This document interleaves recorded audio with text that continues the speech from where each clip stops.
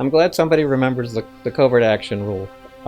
That's definitely one thing that we think about when we put together a game that has both a strategic element and a tactical element. And the covert action rule, for those few of you who probably haven't studied, is not to put together a really cool strategy layer with a really cool tactical layer, which is kind of what we did in covert action. And the problem there was you'd have this really cool mystery that you were unraveling in the strategy layer, and you'd go into the tactical layer and you'd be sneaking through a building and uncovering wiretaps and opening safes and doing all sorts of cool stuff for 15 minutes.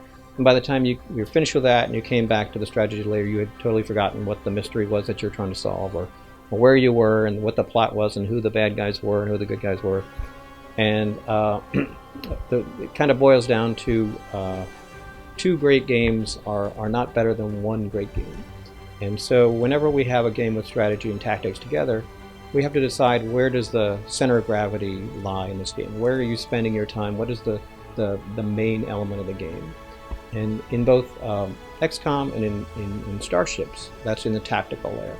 So the strategy is cool, it's fun, but it's not a place where you're spending minutes and minutes or hours and hours. It's a place that kind of prepares you for the next mission.